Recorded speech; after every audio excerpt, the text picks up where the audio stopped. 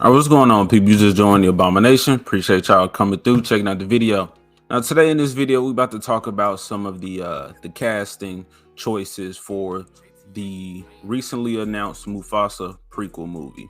Now, as I've said in previous videos, it's interesting to see what route they take with this Mufasa movie because the backstory or the relationship between him and Taka, his brother Scar, have been addressed two different ways. So we're going to see what they do, but more details have been revealed on the actual route that they will be going and the actors who are going to be playing Mufasa and Scar, which is very interesting to me. After we go through the article, we're going to watch I'm going to let y'all watch these videos to hear these actors, hear their voices, to get an idea of what we're going to be getting from the Mufasa movie. But anyway, this article from Collider, check this out.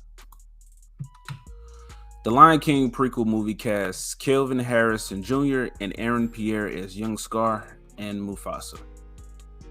Is this a tale of two brothers?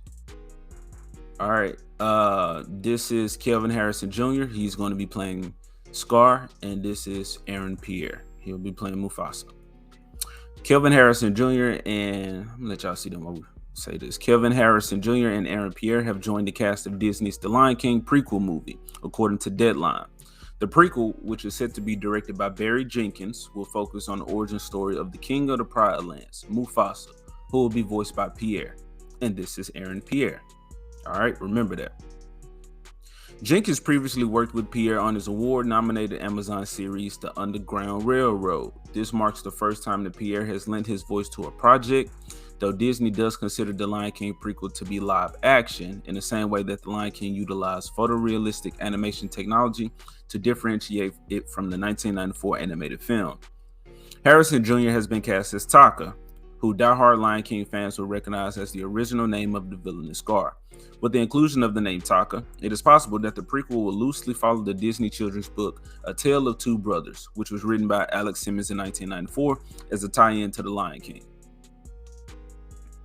This is some weirdo-related article. Queer-coded villains in movies are a problem. Why the solution can't be queer erasure. I think it's funny that this shows up in the Lion King article because a lot of people say Scar is queer coded or whatever. I don't even really know what that means. I think it means you got gay characteristics, but you're not gay. I think that's what that means. But anyway, in the children's book, Rafiki tells Simba's son Kopa a tale about Mufasa and Scar.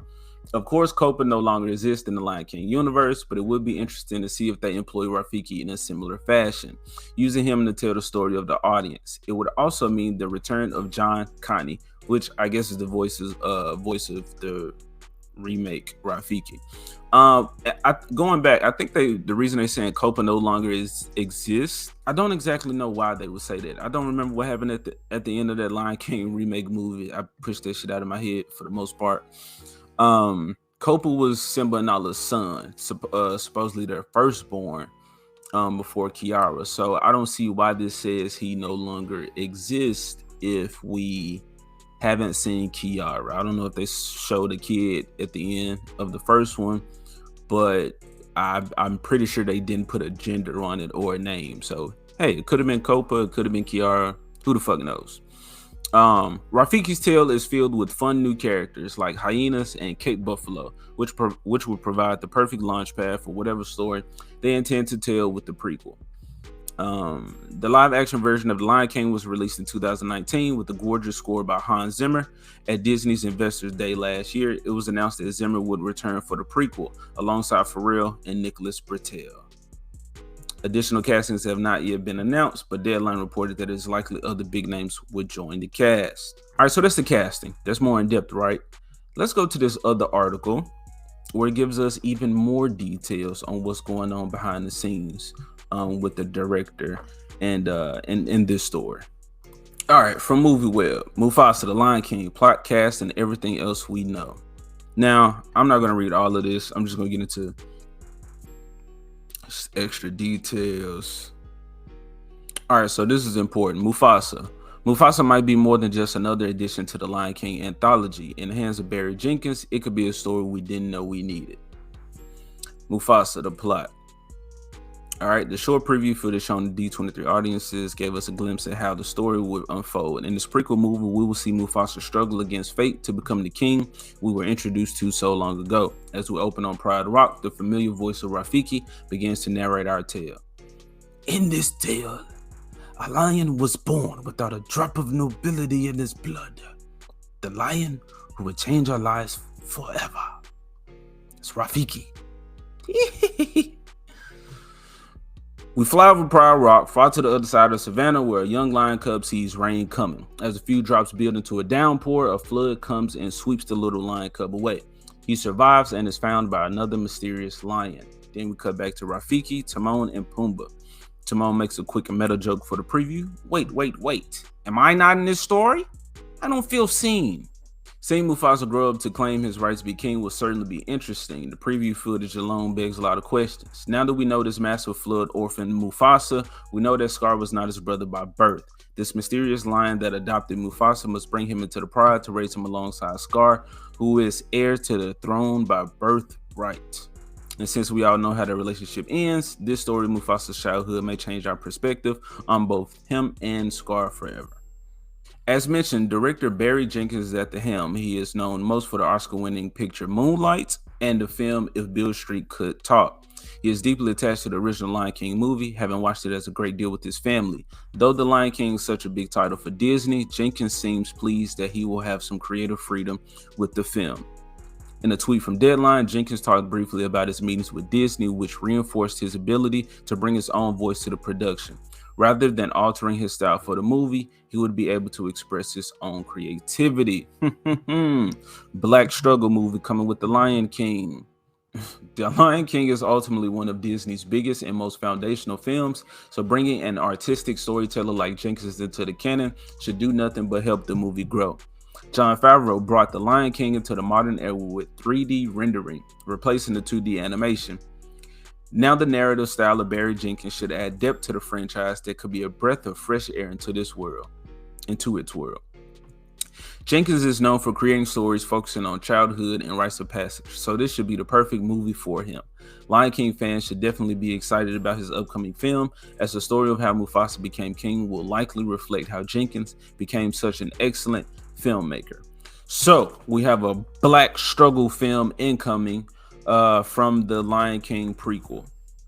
Do I want to call racism with this? Because we had a mostly black cast with the Lion King, especially the regal roles or the most important ones, with the white people only serving as the servant Zazu and Timon and Pumbaa, who got Simba off his game, off his destiny. But we couldn't even be the light-skinned niggas that made it out the hood and was doing well. We couldn't be Uncle Phil, Aunt Viv, Carlton, Ashley. We couldn't be that family. All right, this has to be. We couldn't leave it there. Now we have to see the backstory. Now we have to see Uncle Phil's struggle to living in Bel Air and how he came out the slums. And you know, all right. So I showed y'all the actors, right? The voice actors for Mufasa and Taka. Now let's hear their voices, and I'll explain why I'm upset with the casting after we listen to them, or as we go through. Now this is Aaron Pierre. This is the voice of Mufasa. It's incredibly important that these stories are told. And I think what I hope that people will take from this series is, you know, as a global community, we have, and as a human race, we have a long way to go in regards to empathy, understanding, and unity.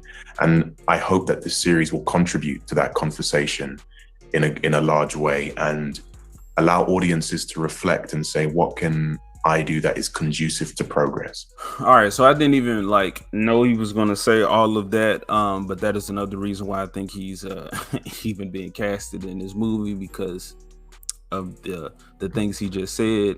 Those are buzz terms to a specific group of people, Disney's type of people right now. So that's Aaron Pierre. Now, if you heard that voice, Sure, it's deep, but it already has that foreign accent there, as well as the flamboyancy or that coding or whatever that uh people say Scar has. So it would have made more sense to have this guy to play Scar because he's kind of that already. He just kind of has to tweak himself or to make himself Scar to create that character with his voice, as opposed to having him to be Mufasa, which is who he's cast for, and has to have an American accent and not speak because Mufasa doesn't speak like this guy or like Scar. So that's the voice of Mufasa. Now, I'm gonna let y'all listen to the voice of Taka or Scar. All right, this is the voice of him, but I personally think he should be Mufasa. Let's check it out. What's wrong with Hotel California? Well, the Eagles are hokey, and Don Henley is a very mean man. Okay. Randy Meisner almost died of a stomach ulcer because... Now, like I said, this dude is being cast as Scar, but watching this conversation right here, it looks like a conversation between Mufasa and Sarabi. The band hated each other so much. Yeah, but it's a perfect song. It's like underrated, to be honest. Underrated? Yeah. It's literally always on. It's like the brown-eyed girl of Southern California soft rock. So the Eagles won't make your fantasy dinner party. Who does? You hear that? Popsicle. Oh, no thanks. Well, living or dead. And my boy Smooth, like he's flirting with this woman right now in this interaction. American accent, like dude's name is Kelvin Harrison Jr. You can't get more blacker and regal for this story than this dude right here. You can't get more sinister sounding British accent than Aaron Pierre. And look, I don't want to call it racism.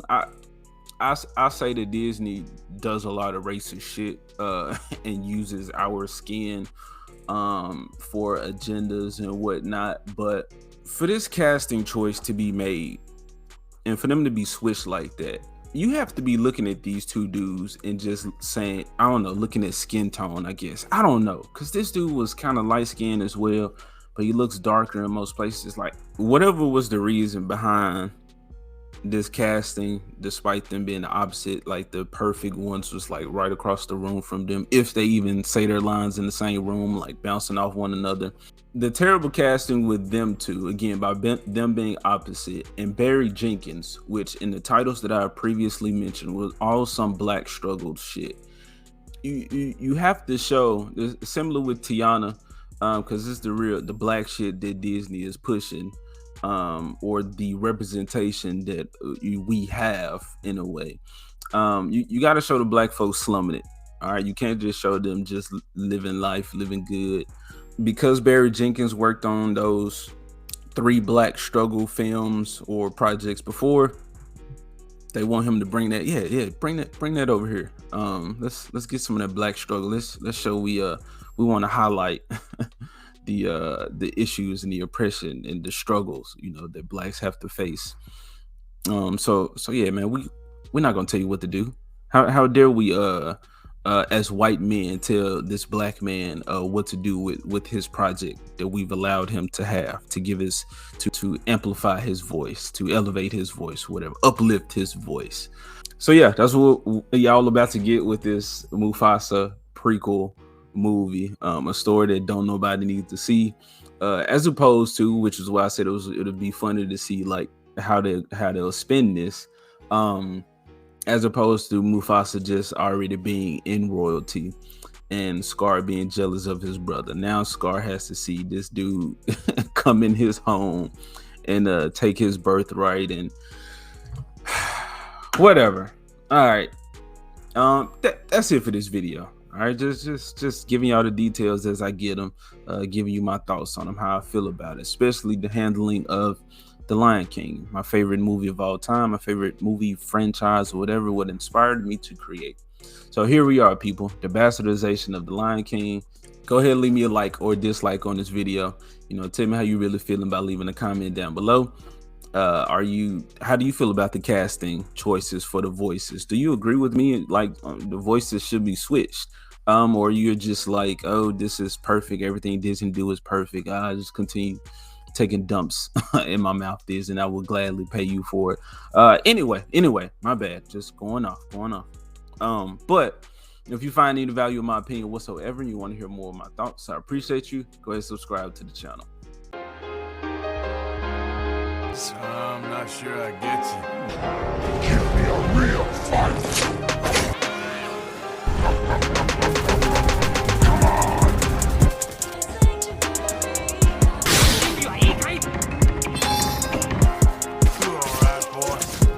Any of you guys read that chapter in The Art of War about misdirection?